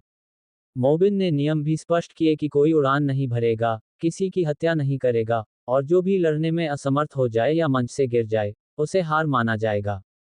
जीतने पर 3 अंक, ड्रॉ पर 1 अंक और हारने पर 0 अंक मिलेंगे। घोषणा खत्म होते ही 20 डिसाइपल्स एक साथ मैदान में उतरे और 10 अरीनस पर पहले मुकाबले शुरू हो गए। गंगा को थोड़ा आश्चर्य हुआ जब उसने देखा कि रविंद्र भी पहले ही राउंड में 7वें अरेना पर लड़ने के लिए गया है। उसने गौर किया कि रविंद्र को छोड़कर बाकी सभी प्रतिभागी सोल कंडेंसेशन रेल्म के पीक पर थे। न तो कोई लेट स्टेज था और न ही कोई मिड या अर्ली स्टेज। जैसे ही रविंद्र मंच पर पहुंचा, दर्शकों में हंसी गूंज उठी। लोग उसका मजाक उड़ाने लगे कि वह अपनी औकात से बाहर जाकर मुकाबला करने आया है, लेकिन रविंद्र पहले से इसके लिए तैयार था। उसने किसी की बात पर ध्यान नहीं दिया और पूरे जोर से अपने ओपोनेंट से लड़ने लगा। लेकिन परिणाम वही हुआ जिसकी उम्मीद थी। वह सिर्फ एक ही वार में हार गया। वह चुपचाप मंच से उतरा और वापस जाकर गंगा के पास बैठ गया। उसने कुछ नहीं कहा, बस आंखें बंद कर लीं। हालांकि उसकी हार बहुत जल्दी हो गई थी, लेकिन उस एक पल की लड़ाई ने उसे गहरा अनुभव दिया था। वो अब उसी अनुभव को समझकर अपनी ताकत में बदलने की कोशिश कर रहा था। भीड़ में अभी भी कुछ लोग उसका मजाक उड़ा रहे थे, लेकिन तभी मोबिन ने अचानक बीच में बोलते हुए कहा कि भले ही रविंद्र हार गया हो, लेकिन उसने चुनौती लेने की हिम्मत दिखाई और उससे कुछ सीखा भी। इस वजह से वह वहां मौजूद कई लोगों से बेहतर है। जो लोग उसका मजाक उड़ा रहे हैं, असल में वही लोग हंसी के पात्र हैं। ये सुनकर सब चुप हो गए। उन्होंने रविंद्र की ओर देखा और समझ गए कि वह सिर्फ जीतने के लिए नहीं, बल्कि सीखने के लिए आया था।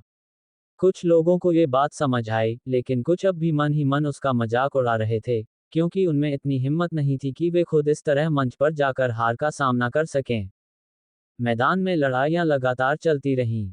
सभी प्रतिभागी पीक सोल कंडेंसेशन रेल्म के थे, इसलिए मुकाबले बेहद रोमांचक और तेज थे। दर्शक भी पूरे उत्साह से उन्हें देख रहे थे। तभी अचानक किसी ने जोर से चिल्लाया कि सीनियर ब्रदर का नंबर आ गया है। ये सुनते ही सभी का ध्यान तुरंत छठे अरेना की ओर चला गया। बाकी सभी मुकाबले जैसे महत्वहीन हो गए। गंगा, जो अब तक शांत था, उसने भी आंखें खोली और ध्यान से देखने लगा। सफेद वस्त्र पहने ओमकार छठे अरेना पर खड़ा था, एक हाथ पीछे रखे हुए, पूरी तरह आत्मविश्वास और शांति से भरा हुआ। उसने अपने ओपोनेंट जूनियर ब्रदर याओ की ओर इशारा करते हुए विनम्रता से उसे पहले हमला करने को कहा। जूनियर ब्रदर याओ ने सम्मान के साथ झुककर अभिवादन किया और तुरंत हमला कर दिया। लेकिन अगले ही पल ओमकार ने इतनी तेजी से प्रतिक्रिया दी कि कोई समझ ही नहीं पाया कि क्या हुआ। उसकी हथेली से निकली शक्ति ने सीधे जूनियर ब्रदर याओ को घेर लिया और एक ही प्रहार में उसे मंच से बाहर गिरा दिया। मुकाबला उसी क्षण समाप्त हो गया, खत्म हो गया। हालांकि सभी को पहले से ही उम्मीद थी कि ओमकार आसानी से जूनियर ब्रदर याओ को हरा देगा, लेकिन यह मुकाबला इतनी जल्दी खत्म हो जाएगा, इसका अंदाजा किसी को नहीं था। दोनों ही सोल कंडेंसेशन रेल्म के पीक पर थे, लेकिन ओमकार ने न कोई सुपरनैचुरल पावर इस्तेमाल की, न कोई इंटेंट, यहाँ तक कि उसने अपना दूसरा हाथ भी नहीं उठाया। सिर्फ एक साधारण पाम स्ट्राइक से उसने अपने ओपोनेंट को हरा दिया। स्पष्ट था कि दोनों एक ही रेल्म में होने के बावजूद उनकी ताकत में जमीन आसमान का फर्क था। ओमकार तुरंत अरेना पर उतरा, जूनियर ब्रदर याओ को उठाया और शांत स्वर में पूछा, जूनियर ब्रदर याओ, तुम ठीक हो?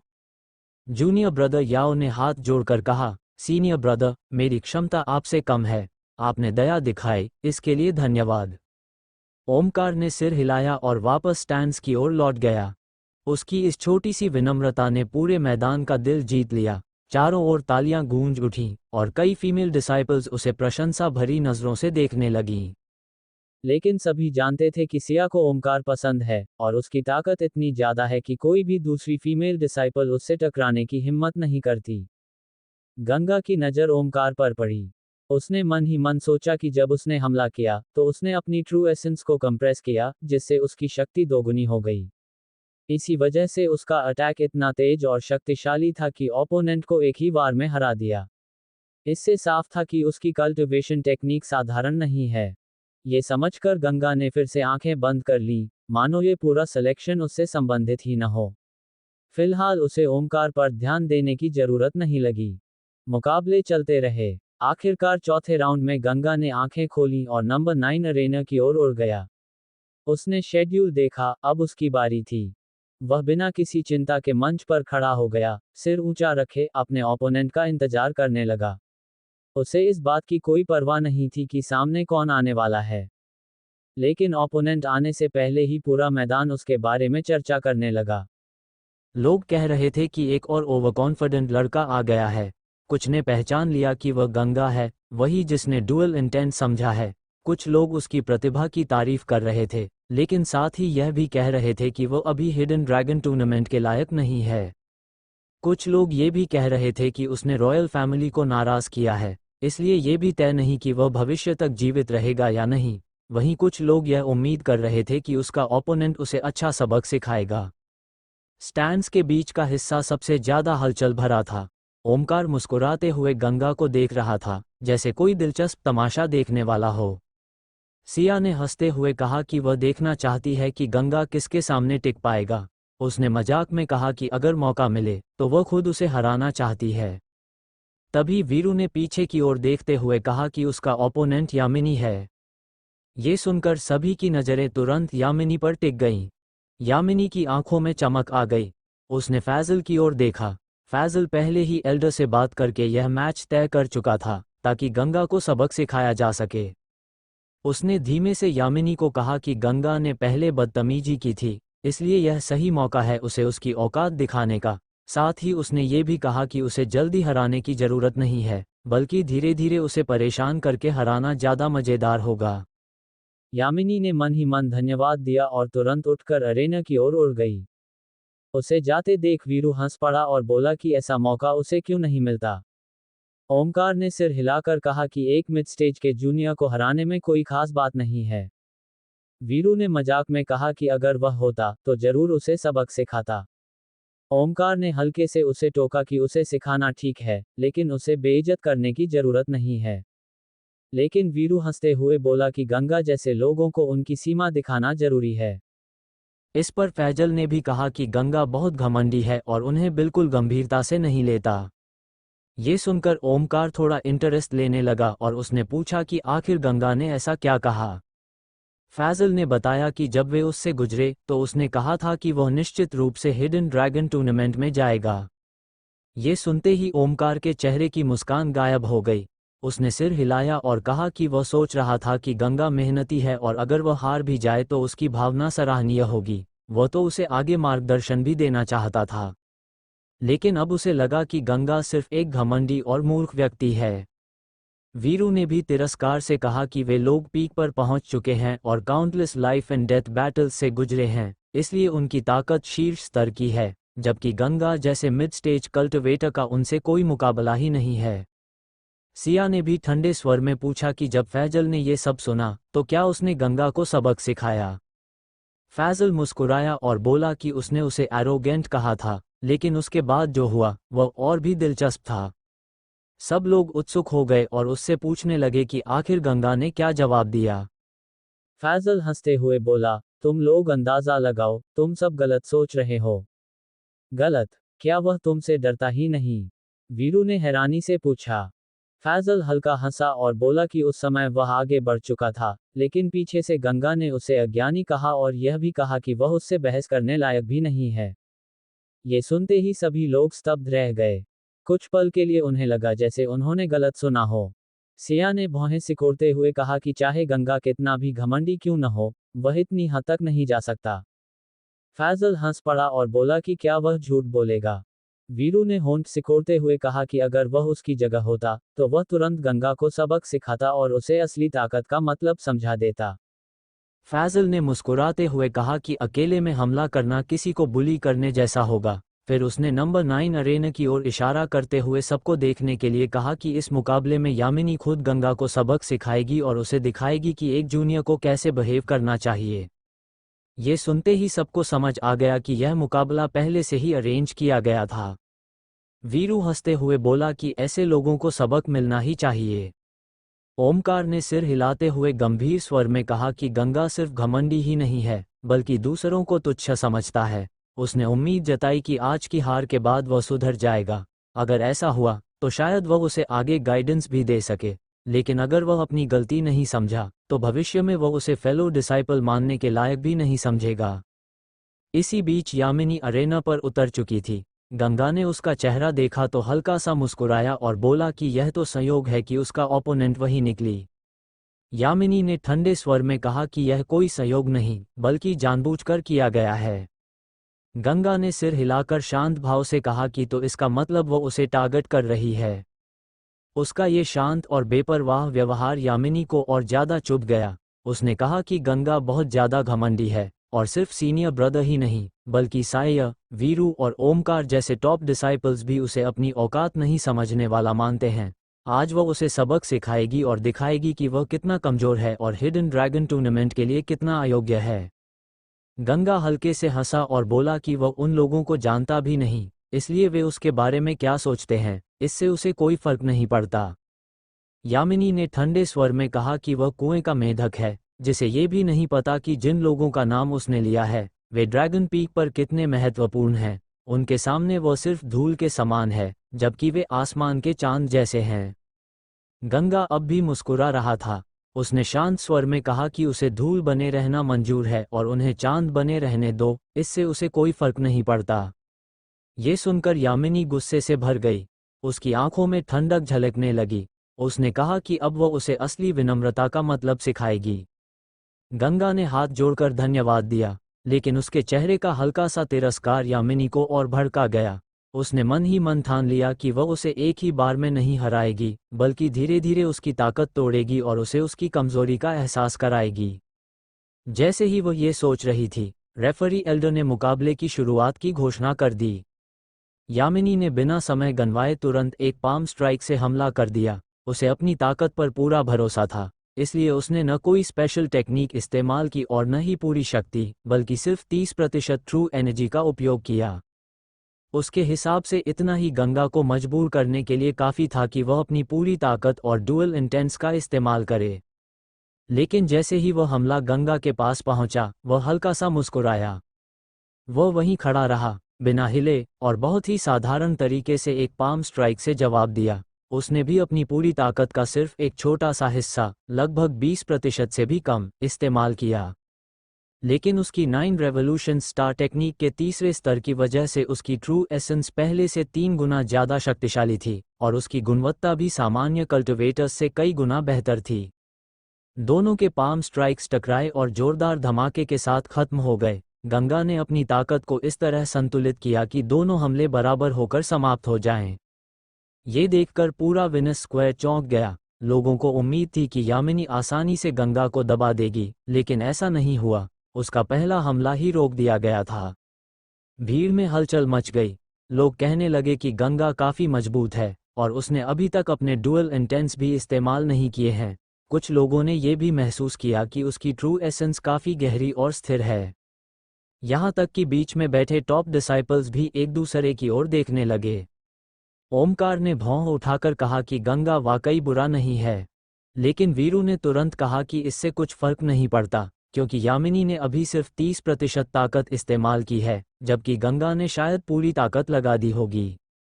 ओमकार ने भी सिर हिलाया और कहा कि अगर हार के बाद गंगा अपनी गलती स्टैंडर्ड माफ़ी मांग ले, तो वह उसे एक और मौका देने पर विचार कर सकता है। उधर अरेना पर खड़ी यामिनी का चेहरा गंभीर हो गया था। बाकी लोग सोच रहे थे कि गंगा ने पूरी ताकत लगाकर उसका हमला रोका, लेकिन वह खुद समझ गई थी कि गंगा ने ये बहुत आसानी से किया है। उसे महसूस हुआ कि उसके अंदर अभी भी बहुत शक्ति बाकी है, लेकिन उसने तुरंत अपने मन को संभाला और खुद को समझाया कि यह सिर्फ दिखावा है। उसने एक कदम आगे बढ़ाया और इस बार पूरी ताकत के करीब लगभग 80% शक्ति के साथ एक जोरदार पंच मारा। भयंकर धमाके के साथ एक विशाल फिस्ट शैडो गंगा की ओर बढ़ा। यामिनी को अपनी पूरी ताकत इस्तेमाल करते न देखकर गंगा हल्का सा हंस पड़ा। उसे साफ समझ आ गया था कि सामने वाले उसे एक साधारण mid stage soul condensation cultivator समझकर हल्के में ले रहे हैं। वे न तो इंटेंट इस्तेमाल कर रहे थे और न ही सुपरनैचुरल पावर्स। गंगा को ये सब मज़ेदार लगा। उसने सोचा कि अगर सामने वाला खेलना चाहता है तो वह भी साथ देगा। जब विशाल फिस्ट शैडो उसकी ओर बढ़ी, वह अपनी जगह से हिला तक नहीं। उसने बस अपना हाथ उठाया और एक साधारण पाम स्ट्राइक से जवाब दिया। उसकी ट्रू एसेंस पर पकड़ इतनी गहरी थी कि उसका यह वार बिल्कुल उतनी ही शक्ति का था जितनी यामिनी के पंच में थी। जोरदार धमाके के साथ दोनों हमले टकराए और एक शक्तिशाली ऊर्जा विस्फोट के साथ खत्म हो गए। अरेना पर एक तेज हवा का तूफान सा उठ गया। ये देखकर पूरा मैदान चौंक गया। किसी को उम्मीद नहीं थी कि गंगा फिर से उस हमले को रोक लेगा। वीरू ने भौं उठाकर कहा कि गंगा उसकी उम्मीद से ज़्यादा ताकतवर है। सिया ने भी गंभीरता से कहा कि यामिनी ने इस बार 80% शक्ति का इस्तेमाल किया था, फिर भी गंगा बिना किसी इंटेंट या सुपरनैचुरल पावर के उसे रोक सका, जो उसकी असाधारण क्षमता को दिखाता है। ओमकार ने शांत भाव से कहा कि यामिनी की ताकत ड्रैगन पीक में टॉप 50 के आसपास है और सिर्फ इस स्तर की ताकत से गंगा उसे नहीं हरा पाएगा। फैजल ने भी सहमति जताई कि चाहे गंगा कितना भी मजबूत क्यों न हो, मिड स्टेज रेल्म के साथ वह यामिनी को नहीं हरा सकता। हालांकि सभी गंगा की क्षमता से प्रभावित थे, लेकिन किसी को भी विश्वास नहीं था कि वह जीत सकता है। उधर यामिनी के मन में शर्म और आश्चर्य दोनों थे। एक मिड स्टेज कल्टिवेटर बार बार उसके हमलों को रोक रहा था। उसे लग रहा था कि वह लगभग अपनी पूरी शक्ति तक पहुंच चुकी है, जबकि सामने वाला अब भी शांत खड़ा है। उसने तुरंत अपनी तलवार निकाली और इस बार सुपरनैचुरल पावर का इस्तेमाल किया। स्वॉर्ड शैडो बटरफ्लाई डांस के साथ उसने हमला किया। उसकी तलवार से निकलती हुई ऊर्जा तितलियों की तरह तेजी से गंगा की ओर बढ़ी। अब दर्शकों को लगा कि यह मुकाबला खत्म हो चुका है, लेकिन अगले ही पल गंगा के हाथ में भी एक मिस्टिकल स्वॉर्ड प्रकट हुई। उसने फॉलन स्टार का उपयोग किया। उसकी तलवार से निकलती हुई स्टारलाइट स्वॉर्ड एनर्जी मीटियोर की तरह आगे बढ़ी और सीधे यामिनी के अटैक से टकराए। जोरदार धमाकों के साथ बटरफ्लाई स्वॉर्ड शैडोज एक एक करके टूटती चली गईं। हालांकि उस टकराव में गंगा की शक्ति भी धीरे धीरे कम हो गई और अंत में दोनों हमले एक साथ समाप्त हो गए। भीड़ फिर से चौंक उठी। सिया ने ध्यान से देखा और कहा कि सबसे खास बात यह नहीं है कि गंगा हमला रोक रहा है, बल्कि यह है कि वह हर बार बिल्कुल उतनी ही शक्ति इस्तेमाल कर रहा है जितनी ज़रूरत है, न ज़्यादा न कम। इससे उसकी एनर्जी कंट्रोल की महारत साफ दिखाई देती है। बाकी सभी ने भी सहमति जताई कि यह बहुत असाधारण है, लेकिन ओमकार अब भी शांत था। उसने कहा कि यामिनी ने अभी तक अपनी पूरी ताकत नहीं दिखाई है और वह देखना चाहता है कि गंगा के पास और क्या छिपा हुआ है। इसी बीच फैजल ने चुपके से यामिनी को संदेश भेजा कि अब खेल बंद करे और पूरी ताकत से उसे हराए। अब यामिनी का धैर्य खत्म हो चुका था। उसने तय कर लिया कि अब वो पूरी ताकत लगाएगी। तभी गंगा ने मुस्कुराते हुए कहा कि अब उसकी बारी है। ये सुनकर यामिनी और भड़क गई। उसे लगा कि उसे पूरी तरह नज़रअंदाज किया जा रहा है। उसने तुरंत अपनी पूरी शक्ति सक्रिय कर दी।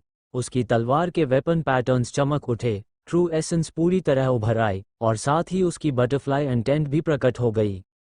अब उसका स्वॉर्ड शैडो बटरफ्लाई डांस पहले से कहीं ज़्यादा शक्तिशाली था। पूरे मैदान को विश्वास हो गया कि अब गंगा हार जाएगा। यामिनी ने ठंडे स्वर में कहा कि अब देखती हूँ वो इस वार को कैसे झेलता है। लेकिन ठीक उसी क्षण गंगा ने हमला किया। उसने फिर से फॉलन स्टार का इस्तेमाल किया, लेकिन इस बार उसकी शक्ति पूरी तरह अलग थी।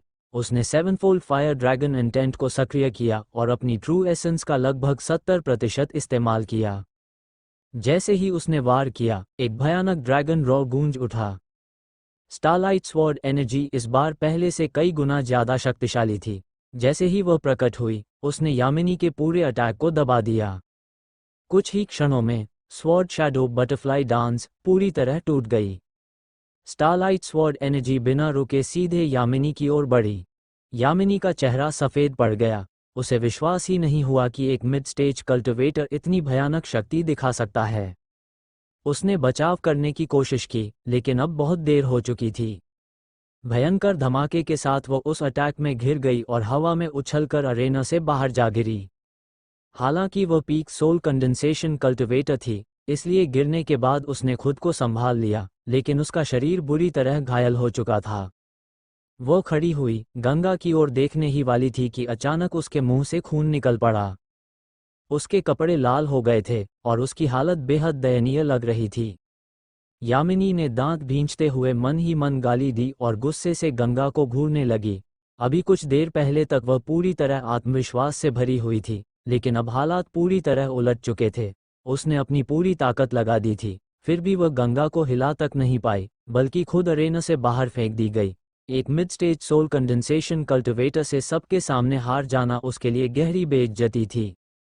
गंगा ने उसके ठंडे गुस्से भरे चेहरे की ओर देखा, हाथ जोड़कर हल्की मुस्कान के साथ कहा कि सीनियर सिस्टर उसकी तारीफ कर रही हैं।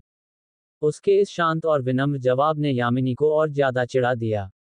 उसके होंठ हल्के से कान पे, लेकिन उसने कुछ नहीं कहा और सीधे वापस स्टैंड्स की ओर उड़ गई।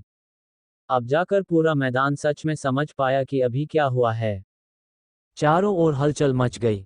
लोग हैरान थे कि गंगा ने सच में जीत हासिल कर ली। ड्रैगन पीक की टॉप 50 में आने वाली यामिनी को एक मिड स्टेज कल्टिवेटर ने हरा दिया था, और सबसे चौंकाने वाली बात यह थी कि उसने अभी तक अपना विंड इंटेंट भी इस्तेमाल नहीं किया था। कई लोग अब मानने लगे कि गंगा सिर्फ घमंडी नहीं है, बल्कि उसमें सच में हिडन ड्रैगन टूर्नामेंट के लिए जगह बनाने की क्षमता है। वहीं कुछ लोग अपने आप को उससे तुलना करके शर्मिंदा महसूस कर रहे थे कि उन्होंने इतने सालों की कल्टिवेशन के बाद भी ऐसा स्तर हासिल नहीं किया। उधर गंगा वापस अपनी सीट पर आकर शांत बैठ गया। उसने आसपास की चर्चा को पूरी तरह नज़रअंदाज कर दिया, आंखें बंद की और फिर से ध्यान में बैठ गया, मानो अभी जो हुआ उसका उससे कोई लेना देना ही न हो। स्टैंड्स के बीच वाले हिस्से में भी हलचल थी। वीरू ने गंभीर होकर स्वीकार किया कि गंगा वाकई बहुत मजबूत है। सिया ने भी माना कि बिना डुअल इंटेंट का इस्तेमाल किए यामिनी को हराना साधारण बात नहीं है। बाकी सभी भी अब उसकी ताकत को मानने लगे थे। साथ ही यह भी साफ था कि वह अभी मिड स्टेज पर है, और अगर वह पीक तक पहुंचा तो उसकी ताकत का अंदाज़ा लगाना मुश्किल होगा। फैजल ने कहा कि गंगा की ताकत जरूर काबिले तारीफ है, लेकिन ये कहना कि बाकी लोग अज्ञानी हैं, बहुत ज़्यादा है। उसके हिसाब से गंगा चाहे यामिनी को हरा दे, लेकिन ओमकार और सिया जैसे टॉप डिसाइपल्स के सामने उसका कोई मौका नहीं है। सिया ने आत्मविश्वास से सिर उठाया, मानो उसे अपनी ताकत पर पूरा भरोसा हो। ओमकार पूरे समय शांत मुस्कान के साथ बैठा था। वह खुद को एक दर्शक और वरिष्ठ की तरह रखे हुए था। उसने यामिनी से पूछा कि वह उस लड़ाई को कैसे देखती है। यामिनी ने गंभीर होकर कहा कि गंगा बहुत मजबूत है और पूरी लड़ाई के दौरान वह अपनी जगह से हिला तक नहीं। उसे ऐसा लगा कि गंगा ने आराम से मुकाबला किया और शायद अपनी पूरी ताकत भी इस्तेमाल नहीं की। ओमकार ने हल्के से आंखें घुमाईं और कहा कि अगर गंगा सच में सिर्फ 80% ताकत से उसे हरा पाया, तो ये सराहनीय है, लेकिन फिर भी वह टॉप 10 में आने के लायक नहीं है। उसकी बात को सबने बिना सवाल किए स्वीकार कर लिया, मानो वही अंतिम सत्य हो। कुछ देर बाद ओमकार ने आसपास बैठे टॉप डिसाइपल्स से कहा कि आजकल के जूनियर डिसाइपल्स को बहुत आसानी मिल रही है, इसलिए अगर उन्हें मौका मिले तो गंगा को कुछ सेटबैक्स देने चाहिए ताकि वह सीख सके। सबने तुरंत सहमति में जवाब दिया। सिया ने मजाक में कहा कि अगर ऐसा हुआ तो ओमकार को गंगा का एहसान मानना चाहिए। ओमकार बस हल्का सा मुस्कुराया और बात को नज़रअंदाज कर दिया। इसके बाद मुकाबले चलते रहे। ओमकार, सिया, वीरू और फैजल जैसे टॉप डिसाइपल्स ने बिना किसी कठिनाई के अपने अपने मुकाबले जीत लिए और टॉप 30 में पहुंच गए। ये सभी के लिए पहले से तय था, इसलिए इस पर ज़्यादा ध्यान नहीं गया। लेकिन जब 9वें अरेना के परिणाम घोषित हुए तो सब चौंक गए। गंगा अपने ग्रुप में फर्स्ट आया था। लोगों को विश्वास नहीं हुआ। कुछ कह रहे थे कि यामिनी को हराने के बाद भी वह बाकी सभी को नहीं हरा सकता था, जबकि कुछ ने कहा कि उस ग्रुप में ज़्यादा मजबूत ओपोनेंट्स नहीं थे। कुछ लोग तो ये भी कहने लगे कि अगर वे भी उस ग्रुप में होते तो शायद टॉप 30 में पहुंच सकते थे। लेकिन फिर भी सब जानते थे कि असली मुकाबला अब शुरू होगा और टॉप 30 में पहुंचने का कोई खास मतलब नहीं है जब तक टॉप 10 में जगह न मिले। इसी बीच लेक्सस पीक के पीक मास्टर मोबिन ने अगले मुकाबलों की व्यवस्था कर दी। स्ट्रॉन्ग डिसाइपल्स को अलग-अलग रखा गया ताकि वे आपस में जल्दी न टकराएं, जबकि बाकी मुकाबले रैंडम ड्रॉ से तय किए गए। पूरे समय गंगा शांत बैठा रहा, आंखें बंद किए, बिना ये देखे कि उसका अगला ओपोनेंट कौन है। वह बस अपने अगले मुकाबले का इंतजार कर रहा था।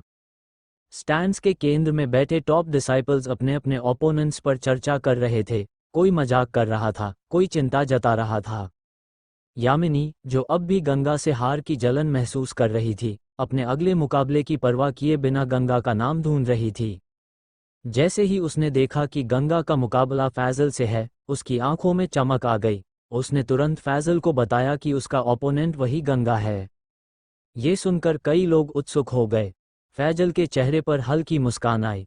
उसने मन ही मन सोचा कि यह तो अच्छा हुआ, अब उसे खुद गंगा को सबक सिखाने का मौका मिलेगा। उसने यामिनी को आश्वासन दिया कि वह उसका बदला जरूर लेगा। यामिनी के चेहरे पर खुशी आ गई। उसने दूर बैठे गंगा की ओर देखा, उसकी आंखों में संतोष और बदले की भावना साफ झलक रही थी, मानो वह पहले से ही उसकी हार देख चुकी हो। वीरू ने हंसते हुए कहा कि फैजल बहुत भाग्यशाली है कि उसे यह मौका मिला। सिया ने मजाक में कहा कि उसे ज़्यादा कठोर नहीं होना चाहिए, वरना गंगा पर बुरा असर पड़ सकता है। ओमकार ने इस सब पर ज़्यादा ध्यान नहीं दिया। उसने सिर हिलाते हुए कहा कि गंगा सिर्फ एक मिड स्टेज कल्टिवेटर है, उस पर ध्यान देने की ज़रूरत नहीं है। उसके हिसाब से उनका असली मुकाबला साउथ 9 प्रीफेक्चर्स के दूसरे जीनियसेस से है, और सिर्फ म्यू गोल्डी जैसे लोग ही उनके ध्यान के योग्य हैं। ओमकार ने बातचीत को हिडन ड्रैगन टूर्नामेंट की ओर मोड़ दिया, और बाकी सभी भी उसी विषय पर चर्चा करने लगे। वे यह बात कर रहे थे कि इस बार कौन कौन से प्रतिभाशाली जीनियसेस ध्यान देने लायक हैं और किससे सबसे ज़्यादा खतरा हो सकता है। इसी बीच 2 डिसाइपल्स हवा में उड़े और विनस स्क्वायर के केंद्र में बने अरेना की ओर बढ़े। यह अगले मुकाबले की शुरुआत थी। जैसे ही लड़ाई शुरू हुई, पूरा मैदान उत्साह से भर गया। जोरदार टकराव, तेज चालें और शक्तिशाली हमलों ने वातावरण को रोमांचक बना दिया। दर्शकों की तालियां और जयकारें गूंजने लगीं। उस समय अरेना पर लड़ रहे दोनों व्यक्ति पूरे मैदान का केंद्र बन चुके थे। लेकिन इस माहौल के बीच ओमकार बिल्कुल अलग दिखाई दे रहा था। वह आराम से बैठा हुआ था, लड़ाई को बस हल्के से देख रहा था और साथ बैठे लोगों से बातचीत कर रहा था। उसके चेहरे पर कोई उत्साह या तनाव नहीं था, मानो ये सब उसके लिए कोई खास बात ही न हो। यह एक तरह की डिटैच्ड अवस्था थी, जैसे वह बाकी वर्ल्ड से ऊपर खड़ा हो। उसे देखकर बाकी डिसाइपल्स के मन में ईर्ष्या जाग उठी। वे सोचने लगे कि आखिर कब वे भी इतने मजबूत बन पाएंगे कि इस तरह के महत्वपूर्ण मुकाबलों को इतनी सहजता से ले सकें। उसी समय कुछ डिसाइपल्स की नज़र गंगा पर पड़ी। टॉप 30 में शामिल बाकी सभी लोग स्टैंड्स के बीच में एक साथ बैठे थे, लेकिन गंगा अकेला एक कोने में बैठा था। जब लोगों ने देखा कि वह आंखें बंद करके आराम कर रहा है, मानो बाहर की वर्ल्ड से उसका कोई लेना देना ही नहीं, तो उन्होंने इसे घमंड समझ लिया। उनके मन में ये धारणा और मजबूत हो गई कि गंगा बहुत एरोगेंट है और किसी को भी सम्मान नहीं देता। लोग आपस में कहने लगे कि उसे कम से कम अपने ओपोनेंट्स को देखना चाहिए, क्योंकि उसे आगे लड़ना है। लेकिन उसके इस व्यवहार ने उसे और ज़्यादा घमंडी और आत्ममुग्ध घोषित कर दिया। तभी अचानक विनस स्क्वायर से एक तेज आवाज़ गूंजी, गंगा वर्सेस फैजल। ये सुनते ही गंगा ने आंखें खोलीं। जब उसे पता चला कि उसका ओपोनेंट फैजल है, तो उसके होठों पर हल्की सी मुस्कान आ गई। वह बिना किसी घबराहट के उठकर हवा में उड़ा और सीधे अरेना के केंद्र में उतर गया। उधर फैजल के पीछे बैठे डिसाइपल्स जोर जोर से चिल्लाने लगे कि उसे सबक सिखाया जाए, उसे उसकी औकात दिखाई जाए और कोई भी दया ना दिखाई जाए। फैजल पूरी तरह शांत था। वह भी उड़कर अरेना पर उतरा और गंगा के सामने खड़ा हो गया। गंगा ने मुस्कुराकर कहा कि यह तो संयोग है कि उनका सामना हुआ। फैजल ने ठंडे स्वर में पूछा कि क्या उसे पछतावा हो रहा है। गंगा ने सिर हिलाया और मुस्कुराते हुए कहा कि पछताना तो उसे नहीं, बल्कि फैजल को नहीं होना चाहिए। ये सुनकर फैजल की आंखों में ठंडक चमक उठी। उसने कहा कि यामिनी को हराने के बाद गंगा खुद को बहुत बड़ा समझने लगा है, लेकिन उसकी ताकत उससे कई गुना ज्यादा है और वह उसे बिल्कुल नहीं हरा सकता। गंगा ने शांत स्वर में जवाब दिया कि वह उम्मीद करता है कि फैजल उसे थोड़ा आश्चर्य जरूर देगा। फैजल ने तिरस्कार से सूंघा, अपनी तीनधारी मिस्टिकल स्वॉर्ड निकाली और आत्मविश्वास से खड़ा हो गया। जैसे ही रेफरी ने मुकाबले की शुरुआत की घोषणा की, फैजल के शरीर से जबरदस्त एनर्जी निकलने लगी। उसकी ट्रू एसेंस इतनी प्रबल थी कि पूरा अरेना हिलने लगा। अगर वहां स्टेबलाइजिंग फॉर्मेशन न होती तो शायद अरेना टूट जाता। भीड़ में हलचल मच गई। लोग उसकी शक्ति देखकर दंग रह गए और कहने लगे कि अब गंगा की हार निश्चित है। तभी फैजल ने wind and thunder sword technique का इस्तेमाल किया। उसकी तलवार से निकली रोशनी ने पूरे अरेना को ढक लिया। उस स्वॉर्ड लाइट में हवा और बिजली की शक्ति थी और वह इतनी तेज थी कि गंगा के पास बचने का कोई रास्ता नहीं दिख रहा था। जैसे कि आप देख सकते हो मेरे एप्लीकेशन में, आप यहाँ पर जाओगे, यहाँ पर आपको मिल जाएगा एपिसोड। ड्रैगन लॉर्ड का भी पड़े हुए हैं 3 एपिसोड, बाकी आज या कल तक मैं अपडेट करूँगा। जो आज वाले एपिसोड हैं ड्रैगन, मिस्टीरियस एंड बाकी सब, वहाँ पर इसी ग्रुप में आएंगे pocket FM all in one करके सागा सीरीज़ में आगे के एपिसोड। बाकी इस पे भी हम कंटिन्यू रखेंगे और नई सीरीज़ भी इस पर डालेंगे, मैरिड टू ड्रैगन प्रिंसेस वाली, उसके भी एपिसोड यहाँ पर डालूँगा मैं और प्रॉपरली अपलोडिंग होगी सारी सीरीज़ की। और एप्लीकेशन का नाम है सागा सीरीज़। लोगो आप लोगों ने देख ही लिया है, प्ले स्टोर से डाउनलोड कर लेना। Thank you. बहुत से लोगों को लॉगिन का दिक्कत आता है, जिसके लिए आए वो अपना नई मेल आईडी हो जो कि कभी यूज़ ना किया हो मेरे अकाउंट्स में, उसके थ्रू कंटिन्यू करे हो जाएगा। या तो मॉर्निंग में ट्राई करें, मॉर्निंग में हो